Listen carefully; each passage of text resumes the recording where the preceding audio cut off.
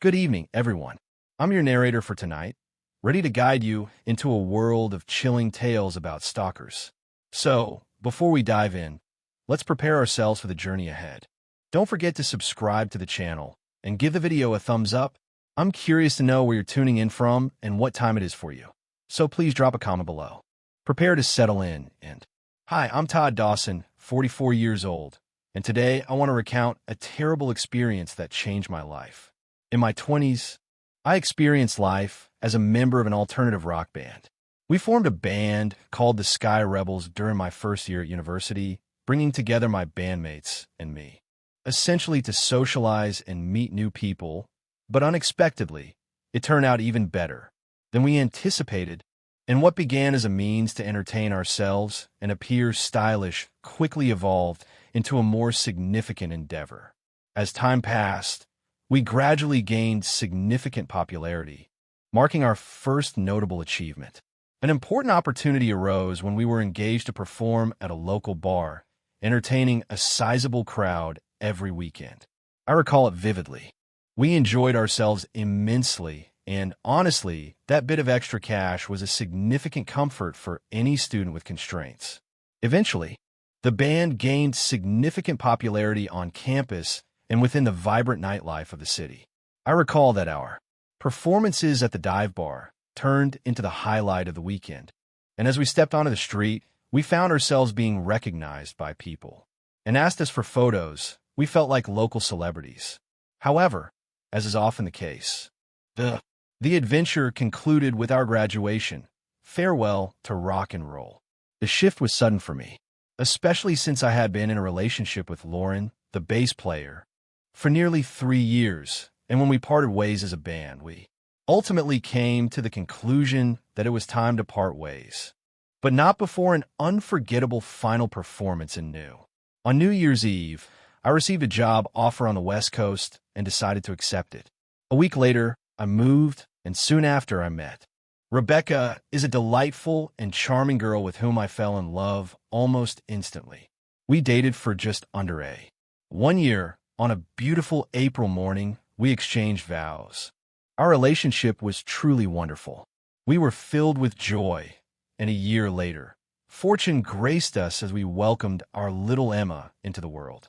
As time passed, the days filled with concerts and parties faded into distant memories as I settled into a quieter life with a steady job, and embracing parenthood took a turn on a chilly morning when I first laid eyes on Sophia. My favorite cafe comes to mind as I recall my quest for my usual morning coffee. I remember it vividly. I was sitting at my table with my laptop when I suddenly sensed a gaze directed at me. I glanced around, but no one appeared to be focused on me. To me, until I noticed this girl standing outside, and I was instantly captivated by her presence. She was undeniably remarkable. A stunning woman with luminous light eyes and radiant blonde hair. Dusted with snow, wore a broad smile at that moment. Her face held a peculiar quality, and there was an oddity in her gaze. I found myself staring at her for a few moments. Moments spent pondering the identity of this enigmatic girl and the reason behind her gaze. I found myself captivated by the intrigue she brought. For a few seconds, discomfort washed over me, prompting me to break eye contact. I attempted to mask it by taking a sip of my coffee, feigning nonchalance. I typed away on my laptop as the cafe maintained its familiar rhythm, attempting to immerse myself in my work.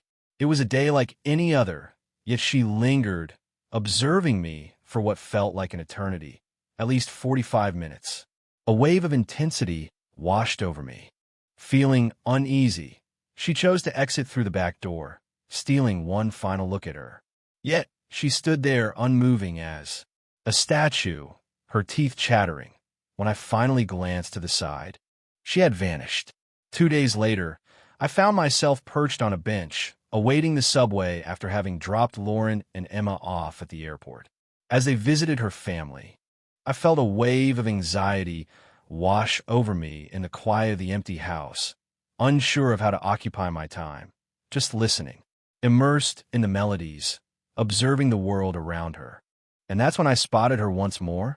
She was standing on the opposite side of the tracks, just a few paces from the yellow line that warns you to keep your distance. In 1 hour, her eyes locked onto mine, and in an instant, her expression transformed from stillness to a beaming smile as she began to walk towards me. However, the moment I noticed her gesture, I gathered my belongings and concluded that it was wise to leave.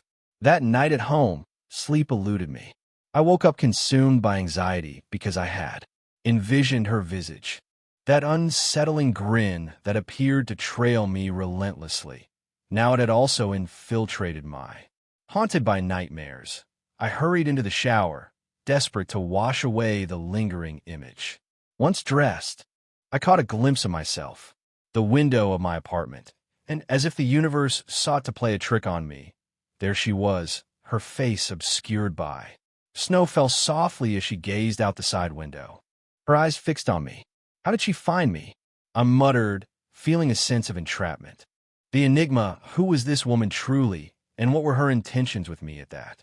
The instant I sensed I could no longer endure this peculiar bond, I snatched my coat and hurried down the stairs. It was time to face the truth. This woman, I required her to give me space. The air was frigid, and my hair was drenched, yet fury propelled me forward.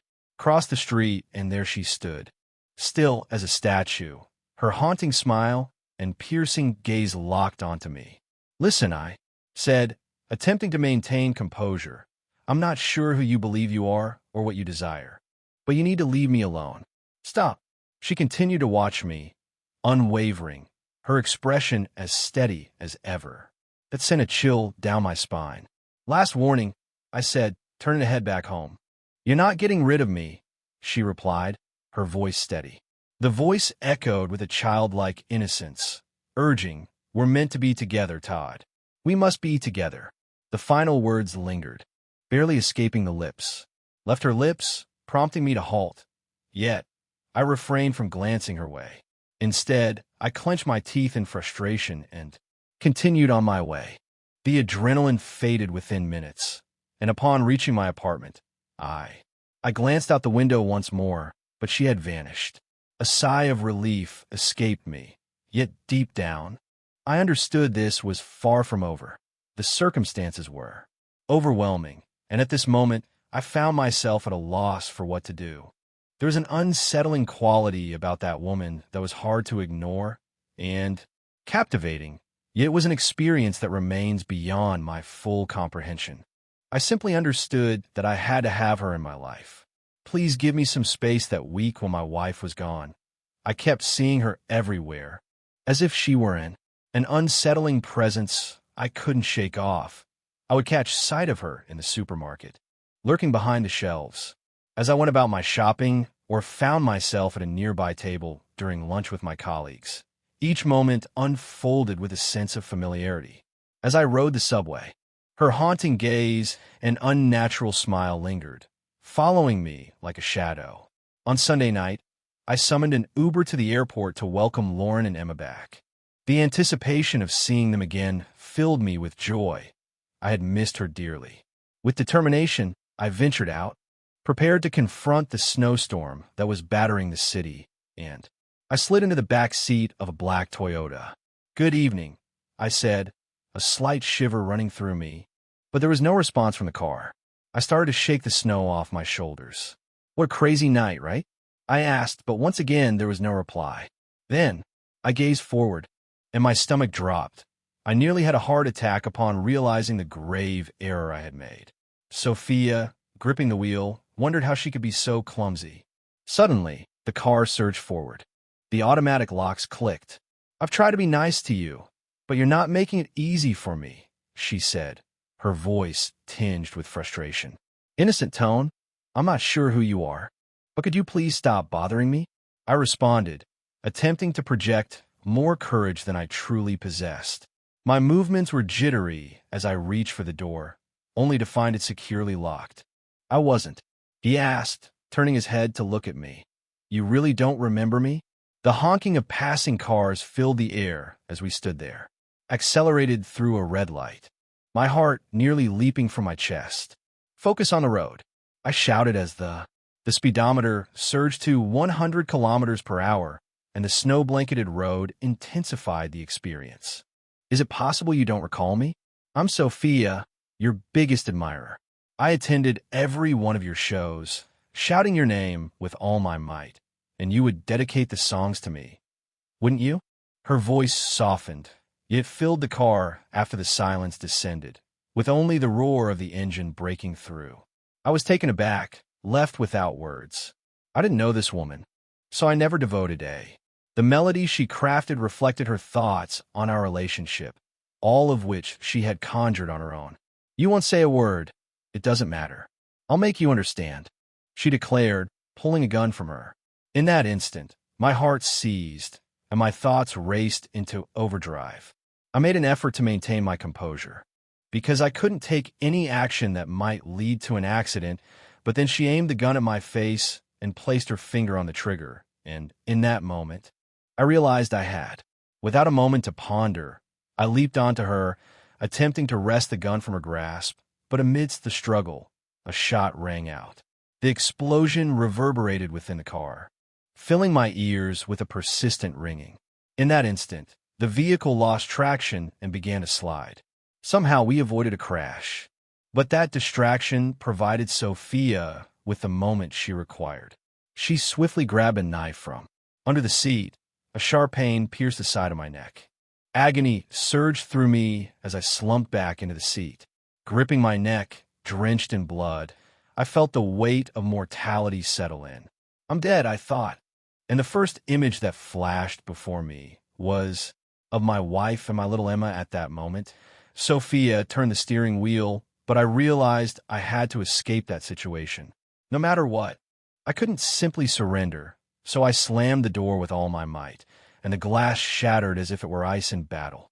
Defying the pain and fear, I propelled myself forward with the remaining strength I possessed, shattering through the jagged glass and plummeting directly onto the icy pavement as one might envision at 80 miles per hour. The collision. It was harsh, but at least I was free from her.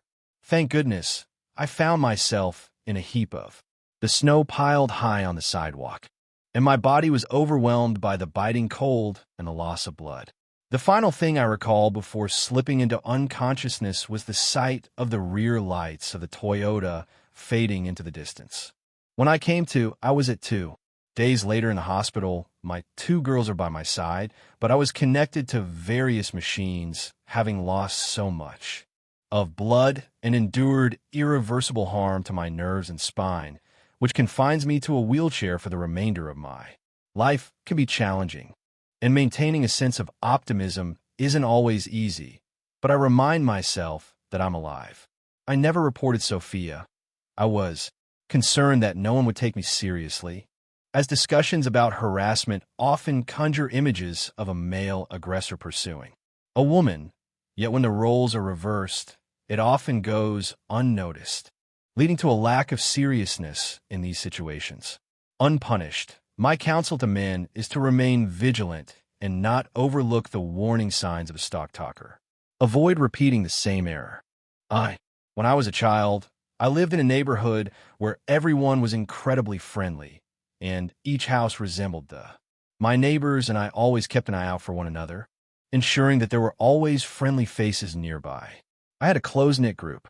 I spent time with friends after school, often at the community playgrounds near home, while my mom would stay and take care of things.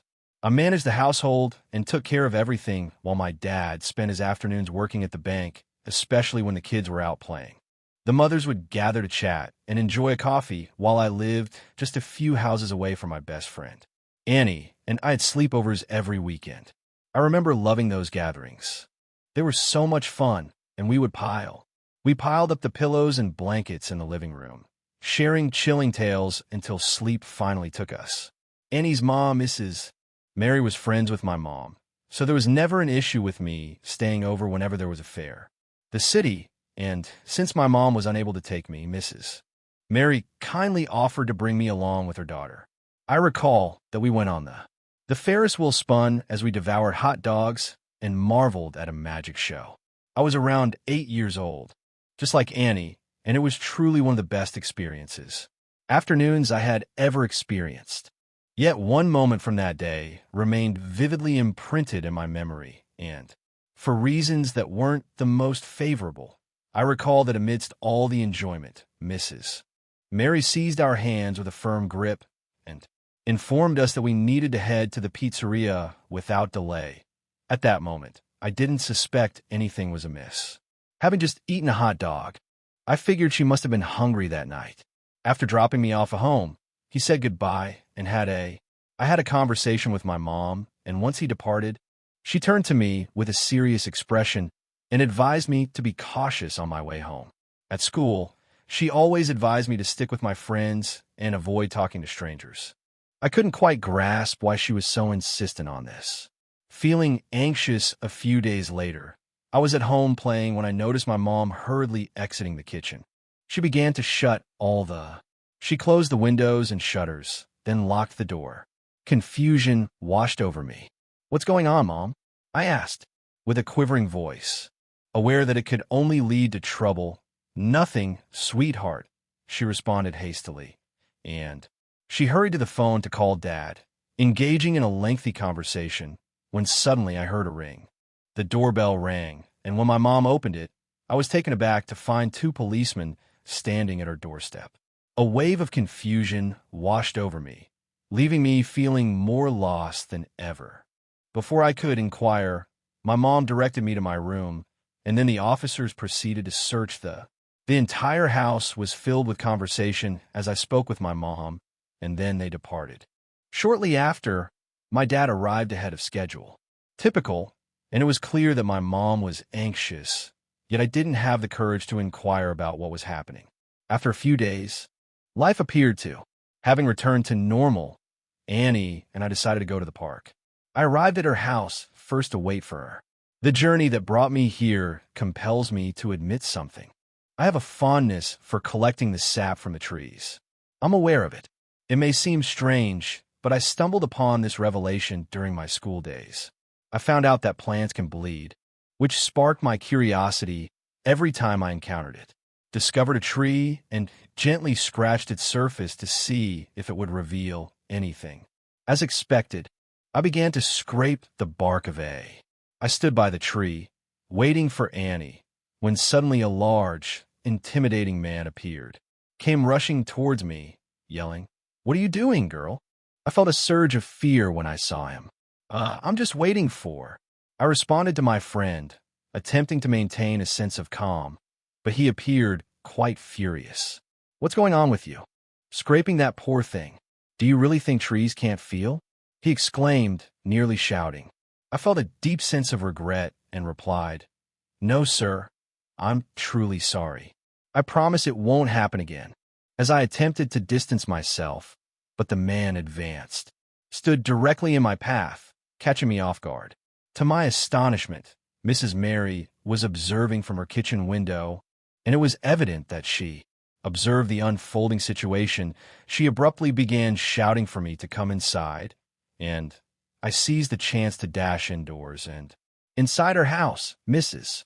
Mary felt an overwhelming fear that compelled her to shut all the blinds, as if she were trying to conceal herself from an unseen threat.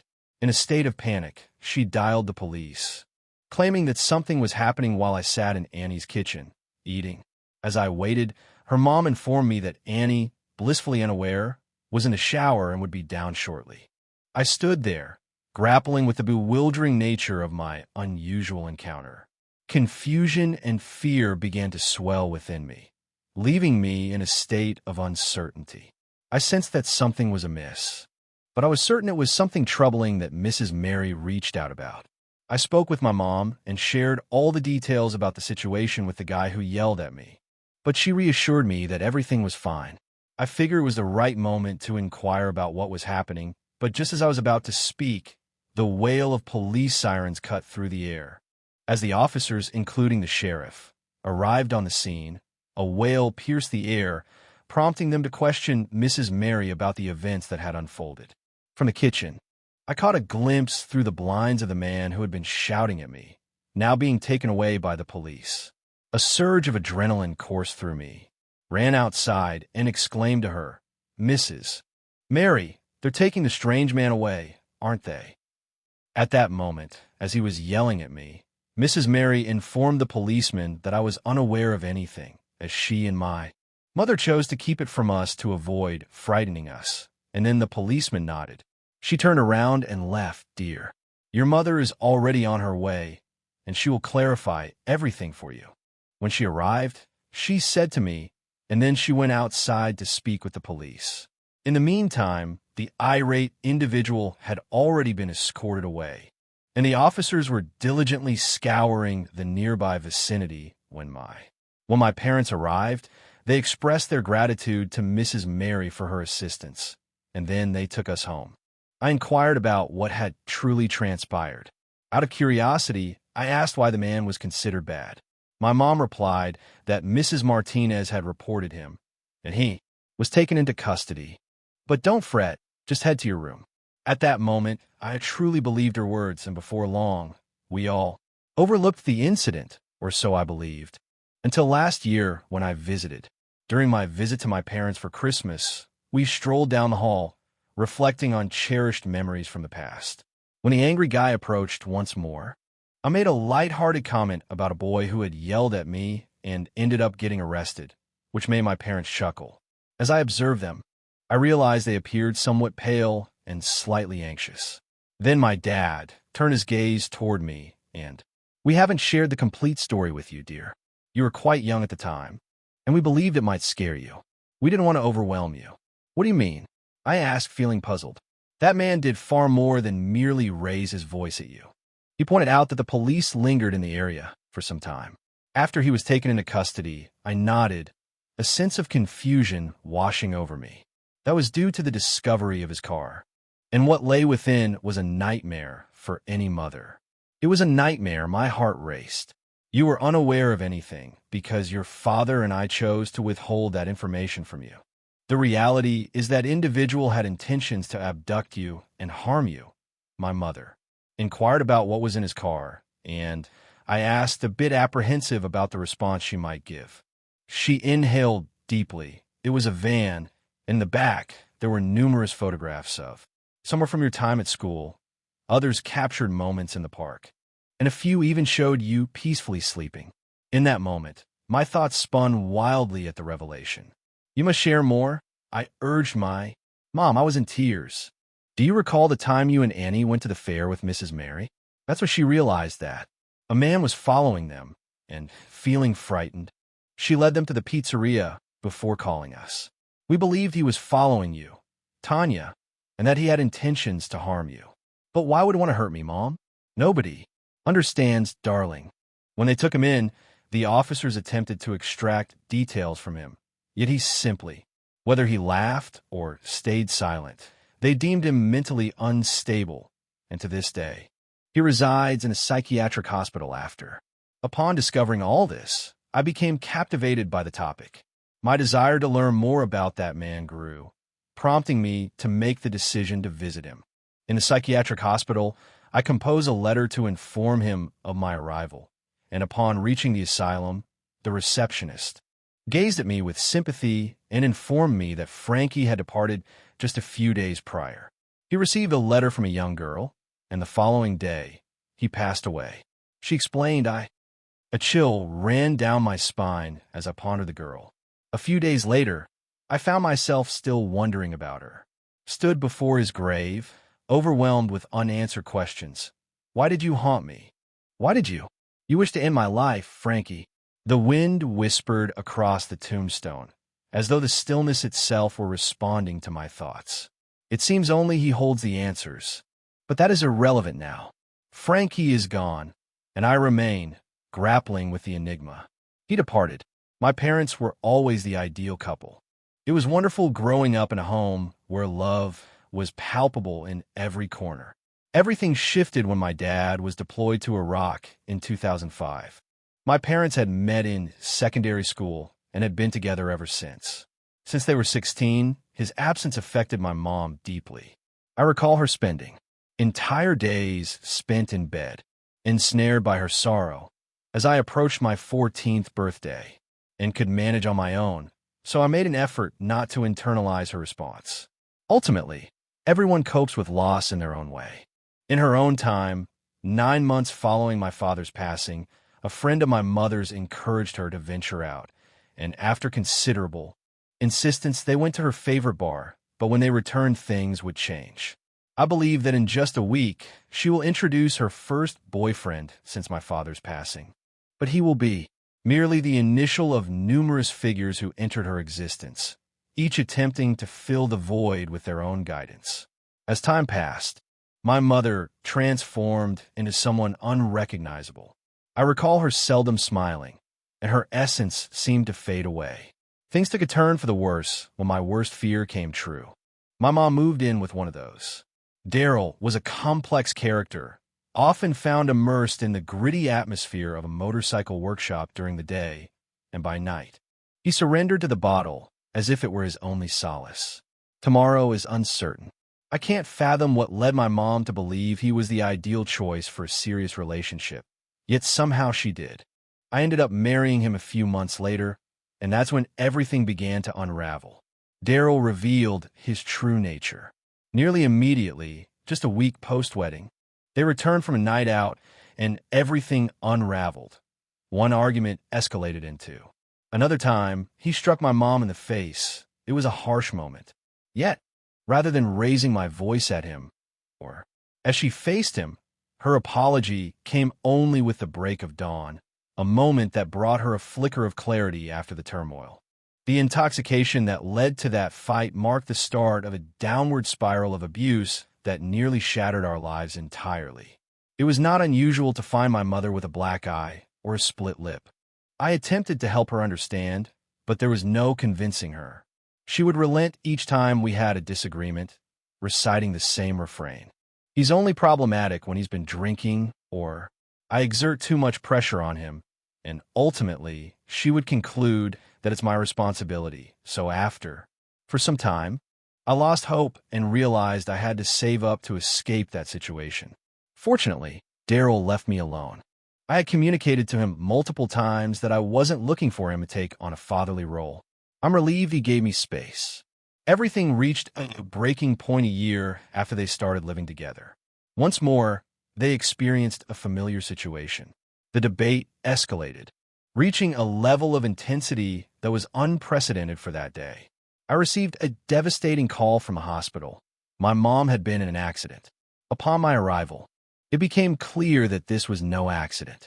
Daryl had inflicted such brutal violence upon her that she was on the brink of death. The ambulance was summoned only because a neighbor cared enough to call 911 due to the noise that. Ultimately, that may have been the turning point that pushed my mom to finally leave him, along with Daryl. I returned to her side to assist in getting her life back on course and to manage the bills. Yet the situation proved to be challenging. While she was focused on healing, Daryl, for his part, didn't relent easily and started to bombard her with texts. Despite the messages, she maintained her composure and refused to succumb to his manipulations. I felt a deep sense of pride for her strength. For finally breaking the cycle of abuse, everything seemed to indicate that my mom was finally going to get back on her feet. She hesitated after Daryl, but in a fleeting moment of vulnerability, he persuaded her to meet him alone for a conversation. In a bid to ensure her safety, she took the only reasonable action available to her. She sent me a message. "I'm heading to the old house, Daryl." I had been there, and something deep inside me sensed it was a dreadful choice. After alerting my boss about the circumstances, I hurried away to take action. By the time I got there, she was already inside. As I turned off the engine, I could hear screams echoing around me. Arriving at the house, I found nothing surprising. I hurried over and reached my destination just in time. Just in time to witness my mom leap onto Daryl, striking him with intense ferocity. However, when she spun around, I caught sight of significant. With a bruise on her face and a split lip, she found herself unable to stand up to him. As he relentlessly pushed her on the ground while she shouted curses at him, as if that could alter anything. It wasn't the resilient mother I remembered her to be. Completely inebriated, Neither Daryl nor she noticed my entrance at first, as they were preoccupied with their argument. In that moment, I witnessed him reach into a drawer and pull out a gun. My heart froze, and I was immobilized by sheer terror as I observed the scene unfold. I watched him handle the gun for a moment and urged him to set it down, expressing my concern that he might do something he would later regret, but my words fell on deaf ears. I aimed it at my mom, desperately trying to convince him once more to relax and put the gun down, but she was too intoxicated to comprehend the situation. She laughed, clearly unimpressed, and told him she doubted he had the guts to pull the trigger. But just a second later, boom, he fired the shot. Shock paralyzed me as Daryl turned to face me, a smile playing on his lips as if this were all just a game, the gun aimed directly at me. Mom, once more, I couldn't allow that to occur, so I dashed toward him, exerted all my strength to push him, and we both tumbled to the ground. The gun fired once more, but the alcohol coursing through my veins ensured it missed my mom. Daryl's hold on the gun slipped away, but as he regained it, he began to crawl toward her. In that moment, I realized that if he got to her, he would have shot me right then. So I yelled that I had called the police and they were on their way. That wasn't true. I was just trying to buy some time. It was meant to frighten him, yet it appeared effective. He gazed at me, uncertain of how to respond, whether you choose to believe it or not. He bent down, picked up the gun, and after a moment of palpable tension, he stood up. I flinched at the sight. He rose, believing it was all finished and that this marked our conclusion. Yet, rather than taking aim at me, he stumbled out of the house the moment I noticed him depart. I rushed to my mother, and to my astonishment, she was still breathing, though she was losing a significant amount of. In a state of panic, I dialed 911, my hands trembling as the dispatcher informed me that shots had already been reported by someone else. The police were en route, and within 3 minutes, the officers arrived alongside paramedics, swiftly taking my mom in a precarious state following an extensive surgery. She found herself fortunate that Daryl was inebriated to the point of oblivion, rescued her existence since he had missed his target, failing to strike her heart as planned. And that minor misstep granted my mom the chance to. Had he been more sober, he might have taken her life, but Daryl wasn't so fortunate. The police encountered him on his motorbike a few miles from the house, and when he failed to comply with commands to relinquish his weapon, they acted as necessary, unleashing their fire upon him. When I received the news, it felt as though an immense burden had. The weight has been removed from my shoulders, and I finally felt the freedom to breathe again. I won't pretend that his passing didn't affect me deeply. On the contrary, I felt a sense of relief that the scoundrel was gone for good. Our lives had turned into a nightmare since Daryl's arrival. Following the incident, my mom became determined to seek assistance in overcoming her alcohol dependency.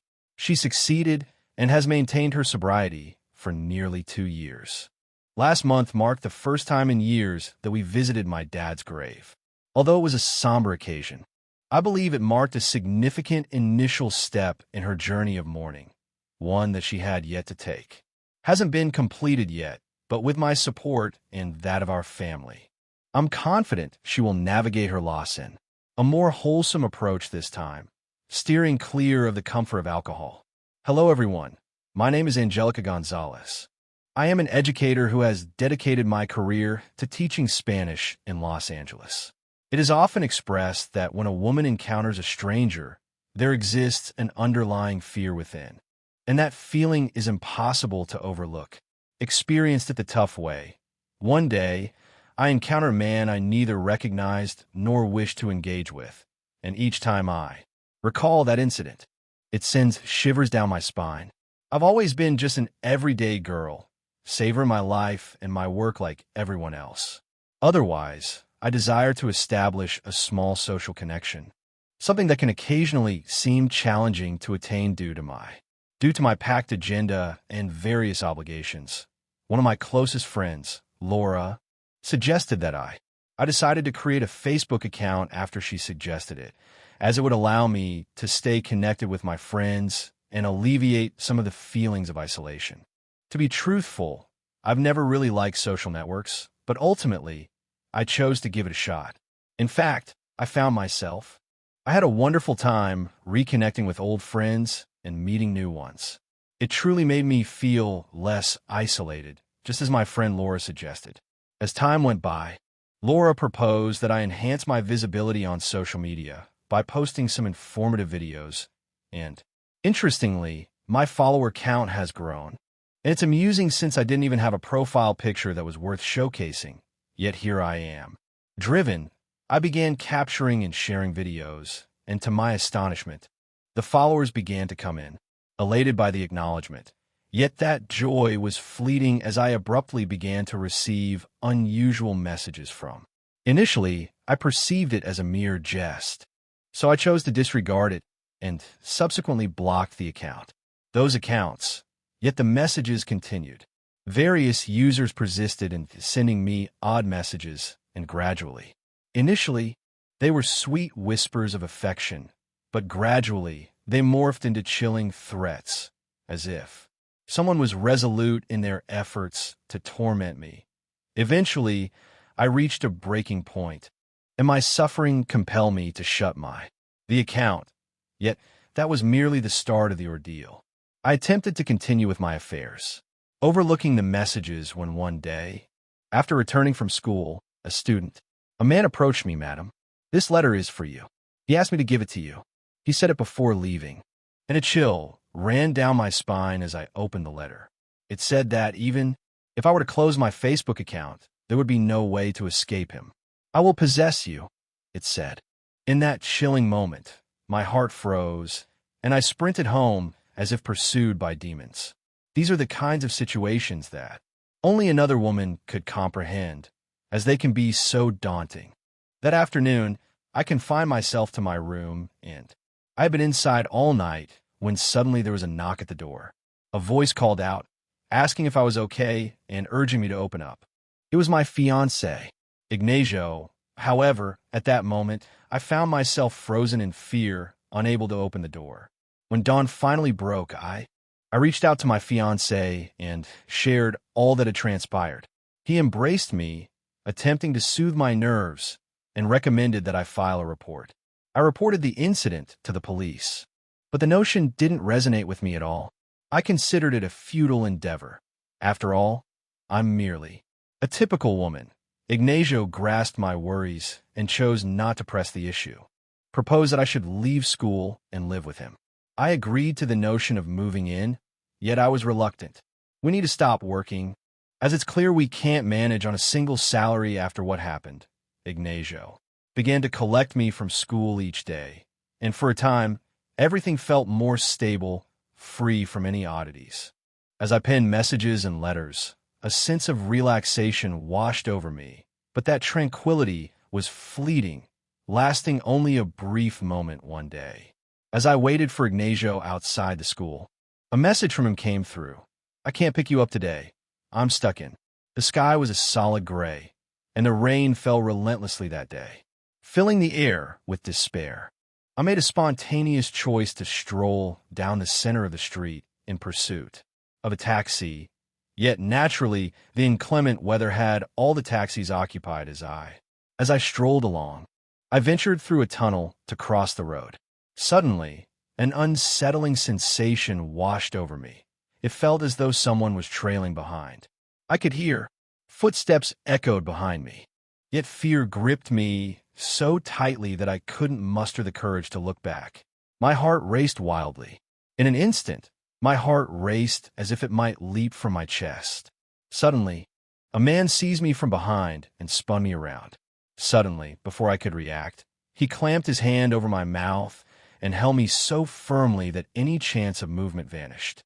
My heart raced as I found myself ensnared, helplessly witnessing my life unfold before me.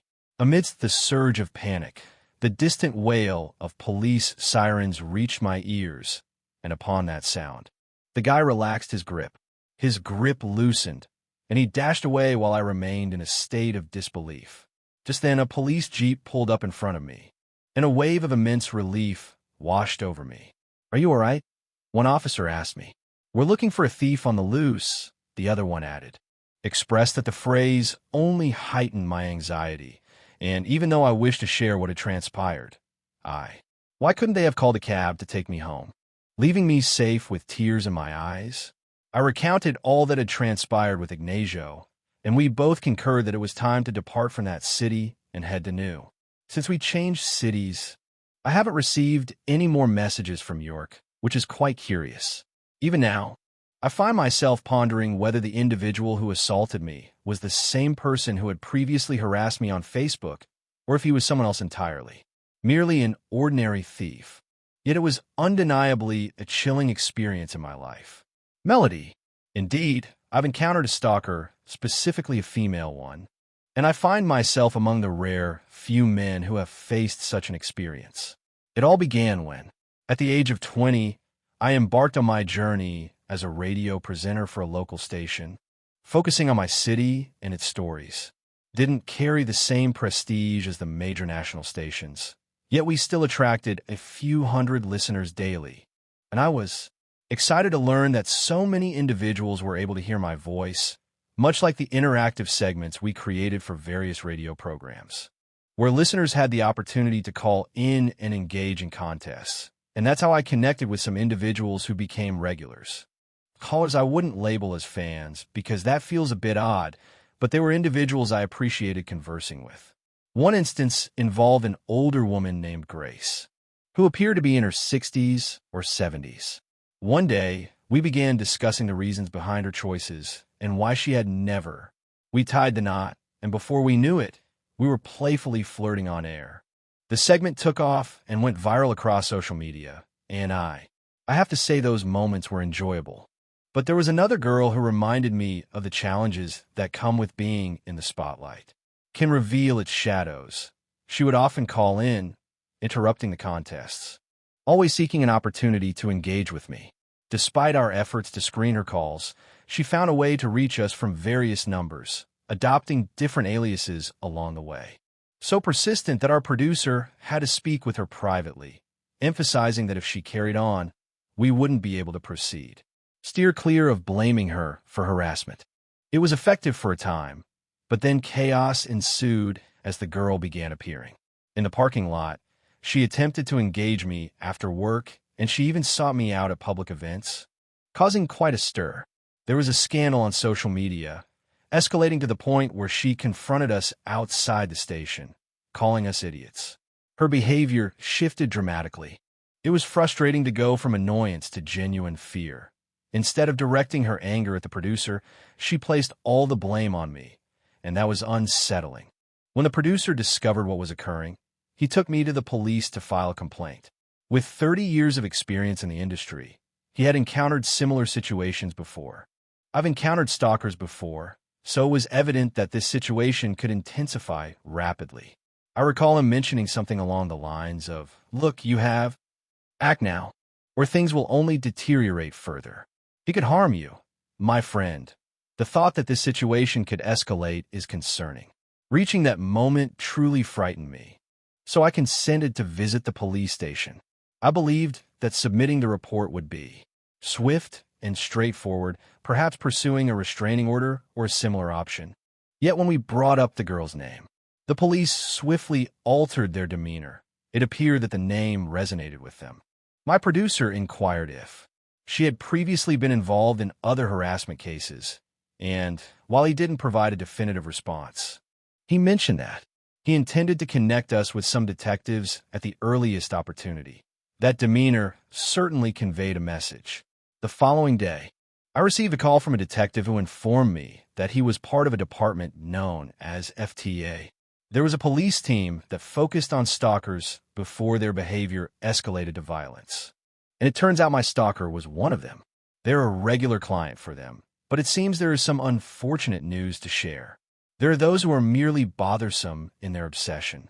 Yet my situation was distinctly unique, particularly in relation to the detective. She shared with me that she had a history of aggressive conduct, which she had successfully evaded facing legal consequences for until this point because her offenses were primarily minor, including property damage and nonviolent theft. Yet she undeniably possessed the potential to inflict harm. Real harm. One of her victims had even been assaulted in such a manner that she attempted to spray industrial solvent into his eye's eye. I was taken aback to learn that. I can't fathom the harm that might have resulted, but her intention was unmistakable. She aimed to hurt that person, and that's when fear started to grip me. It didn't matter that she appeared diminutive and less formidable than I, yet the danger she posed was undeniably significant. I couldn't maintain vigilance around the clock, and if I wished to persist with my public endeavors, I would need to come to terms with that reality. There were certain risks involved. My aspiration has always been to become an announcer and work in radio since childhood, tinkering with my dad's radio buttons. So I wasn't about to let my career slip away to some madness. I reconnected with the FTA detective to inquire about the next steps to take. The one detail she remained unaware of was my address, and I intended to maintain that secrecy. However, what unfolded next was akin to, it felt like a scene straight from a spy film when a civilian policeman arrived to instruct me on counter-surveillance techniques. The officer provided me with plenty of suggestions on altering my routines, doing spontaneous activities upon returning home, taking varied paths, and modifying to avoid predictability. I had to disrupt any semblance of routine in my life. It may sound simple, but give it a try. Organizing your entire schedule with the looming threat of a potentially violent stalker makes it quite challenging. After a few months of living like that, you begin to feel like a puppet, as if something I said or did could be the errors I made and the way that negativity infiltrated my relationships started to weigh heavily on me, making it nearly impossible to lead a normal life. It felt impossible. I couldn't imagine going out with anyone without that constant worry. At first, I didn't recognize just how deeply it was impacting me. My mental health took a turn when I woke up one day with a terrible pain in my chest. It turned out to be shingles caused by stress. The doctor inquired if there was anything troubling me, and the question felt so evident that I couldn't help but chuckle a bit. Fortunately, my stalker never discovered my address. Then, one day, it all just came to an abrupt halt. No more. There were more calls, no more following, and then I discovered that a radio station across town had brought on a new hire. A guy caught her attention, and she became infatuated with him. When I learned about it, I chose to reach out to them and offer a friendly caution. I mentioned it was crucial to take action immediately, as the circumstances could deteriorate, potentially leading to a fatal outcome. I lacked the necessary resources, the time, or the emotional energy to handle it. So, indeed, it was wise to approach the authorities before someone got hurt. It was truly painful, but thankfully that wild girl never reached out to me again. I hadn't heard from her until today, and I sincerely hope it stays that way. Let's keep it that way. Life can become quite chaotic at times, and I felt that intensity firsthand at the start of 2014 when I was 17 and residing in one of the toughest areas in Portland, Oregon. Despite the challenges posed by certain homeless individuals struggling with addiction who displayed unkind behavior were not common, and instances of violent attacks were generally infrequent. Overall, the city had a sense of safety during the night. On the occasion of a friend's 22nd birthday, we decided to go out and celebrate with a group of about 12 people. 3 of them were my flatmates. Unfortunately, I was the only one who couldn't get into the bar. Since I was too young to drink, and I wasn't relying on a fake ID, but everything was not lost. For just across the street stood a bustling Mediterranean restaurant where I chose to linger for dinner. I spent more than an hour there savoring a delightful meal and feeling fantastic. You know what they say, with a contented heart and a satisfied stomach. I found myself with nothing else to occupy my time, so I chose to take a walk. I often took these walks on my way home, as they brought me a sense of well-being and were an integral part of my daily routine. The night felt different, a sense of unease creeping in as my friends departed. I took an Uber from the bar, which meant I had to return alone. To make matters worse, my battery was nearly depleted, and my apartment was approximately 3 miles away. It was well past midnight, So I ran the numbers in my head, and I came to the understanding that my arrival would be around 2:30 or 3 a.m. I endeavored to maintain a sense of optimism and considered that some light exercise could be beneficial.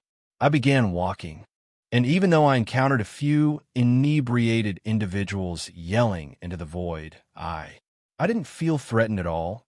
You see, I'm confident in my identity and the way I express myself through my style and demeanor. At times, it attracts the gaze of foolish individuals, particularly when they've had a few too many drinks. So being called out on the street is quite trivial. Everything was going smoothly until something unexpected happened, but unless it's a serious concern, it doesn't trouble me greatly. I arrived at the last segment of the trail that wound through a shadowy park. This location can feel somewhat unsettling after sunset, not due to crime is prevalent, with incidents such as robberies and kidnappings occurring frequently. However, the situation is exacerbated by the presence of only a single street light along that stretch. As I approached that eerie stretch of road around 12:30, I spotted a black Silverado. As the vehicle sped by, it abruptly slammed on its brakes, leaving me with a jolt of surprise. It felt uneasy, yet I continued on, dismissing it from my mind. After covering another quarter of a mile, suddenly I spotted the same vehicle reappear, this time approaching from the opposite direction, and it halted just as it had previously. In that moment, a wave of panic washed over me, and despite my efforts to stay composed, it proved to be quite the struggle. I attempted to push aside the vehicle emitted an icy chill that coursed through my body. Something was undeniably amiss with that car at that moment. I began to advance, and my composure slipped away. I found myself in the heart of a shadowy, abandoned park devoid of another presence in view, and this vehicle trailed me, pondering who might be at the helm or what their intentions sent a shiver down my spine as I drove about 500 feet away. Observed the same vehicle speed up in my direction and halt roughly 100 feet behind me, followed by a man who appeared to be twice my age. Leaped from the vehicle wielding what appeared to be a hockey stick, and when our eyes met, he gave me a gaze I will never forget. He shot me a look filled with terror and disdain, then began to yell, "Get out of my way, aisle." They inflicted pain with their homophobic insults, and in that moment, all my will to survive vanished. My instincts surged, urging me to escape swiftly. I recalled the wooded area that lay between the park. My apartment was conveniently located, allowing me to traverse the park and weave through the woods, with my house just on the other side. The path I chose during the day was a clever detour, intricate enough that the vehicle couldn't keep up, making it just right. As I continued to run, distant shouts reached my ears, yet none compelled me to halt. The echoes of more insults lingered in my mind.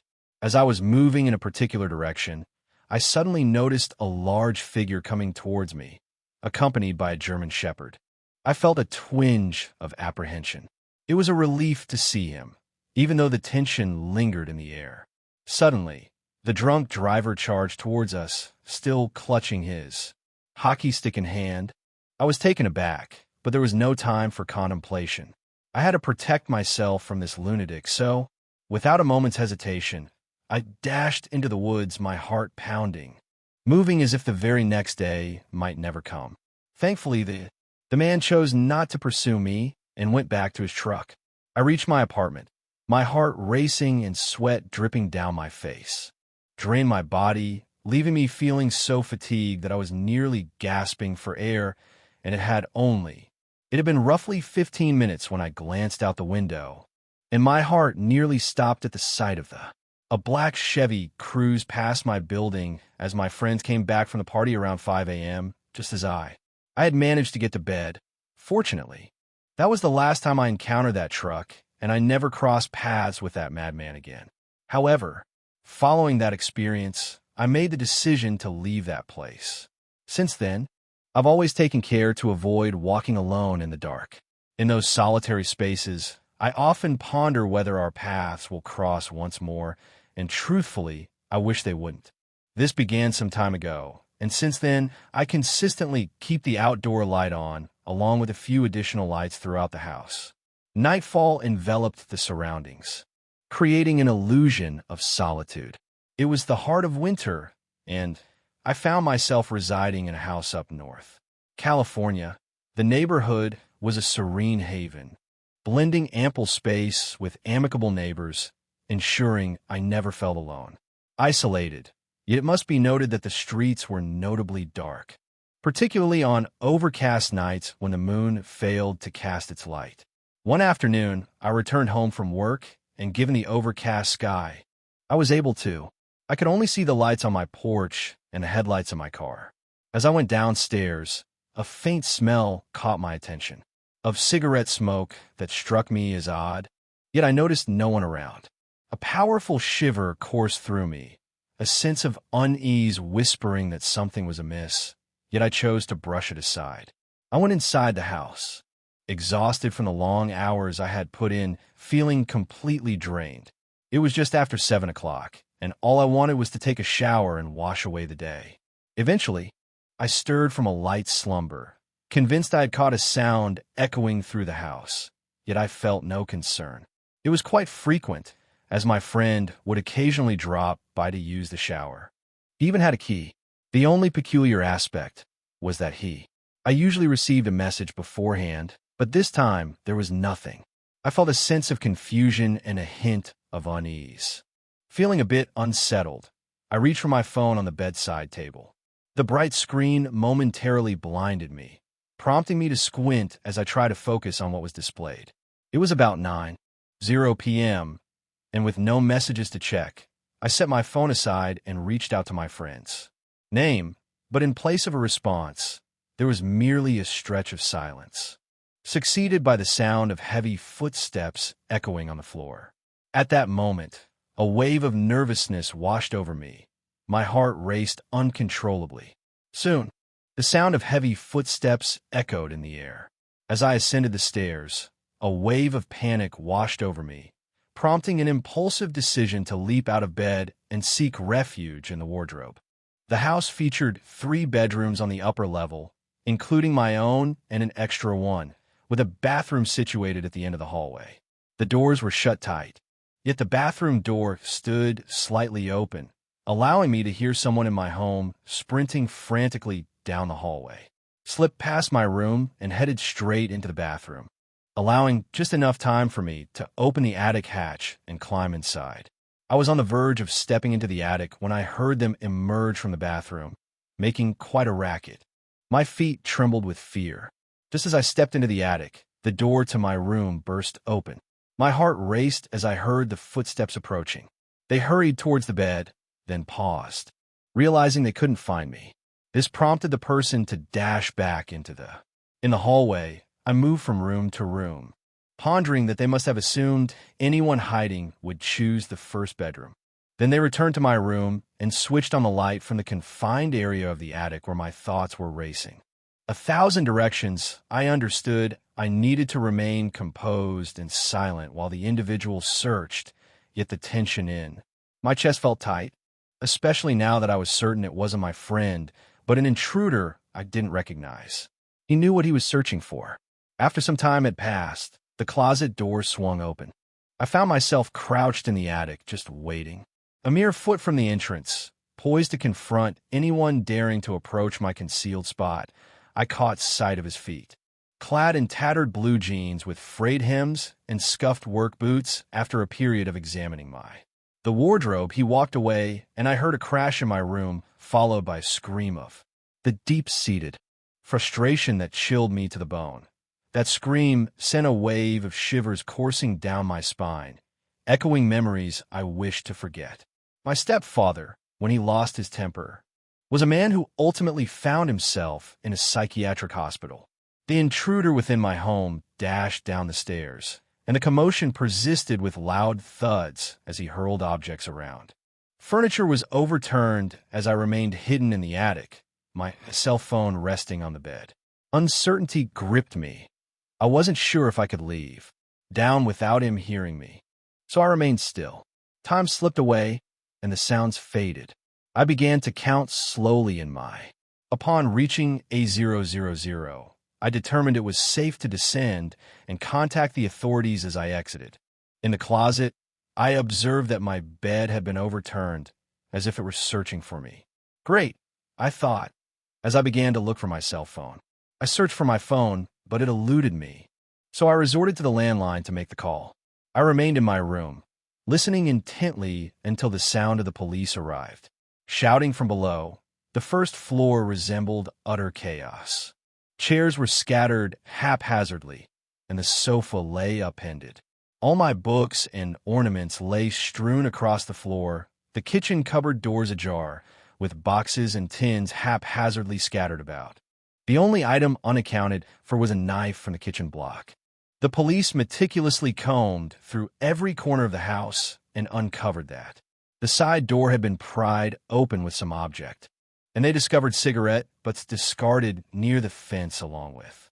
They explained to me that this was typical of methamphetamine, involving some aluminum foil and an empty ballpoint pen tube. There was this individual who had been observing my home for some time, and I came to the realization that the scent of cigarettes I had detected was linked to him. When I arrived home, it was his presence that took me by surprise. I couldn't believe it. My stepfather was there. My mind was racing with a whirlwind of thoughts. Questions lingered, unanswered. What was he doing here? How had he managed to escape from the psychiatric hospital? Why was he searching for me? What were his genuine motives? I found myself engulfed in confusion and anxiety, haunted by dark memories of. Residing with my mother brought back memories as the officers gathered the evidence and suggested I seek refuge with friends or that evening with my family. And rather than spending the night away from home, I chose to prioritize getting the door fixed as soon as possible, remain indoors, and shift a few shelves to barricade the damaged door. So I found myself wandering back and forth throughout the night. I frequently visited. The window was illuminated by a flashlight, casting beams into the space where the cigarette butts had been discovered, yet I never caught a glimpse. The following day, I reached out to arrange for the door repair and to have motion lights set up at the back. On the sides of the house, I also ran a telephone cable to the attic and installed a landline. I didn't want to be once more confined in that place, devoid of any way to reach out. I endured 4 years in that house. Yet another event unfolded. I remained ever vigilant, honing my ability to spring from bed swiftly and dash to the closet, leaping up to the attic as soon as I could. And when I finally moved out, the attic lingered in my thoughts as a sanctuary. What troubles me most is the contemplation. Contemplating the alternate outcomes had I been just a bit slower, or if that individual hadn't taken a bathroom break prior to rummaging through my space. I consistently held on to. The thought that things might have unfolded differently lingered in my mind, as paranoia seeped into my everyday life, and that night I would always remember it.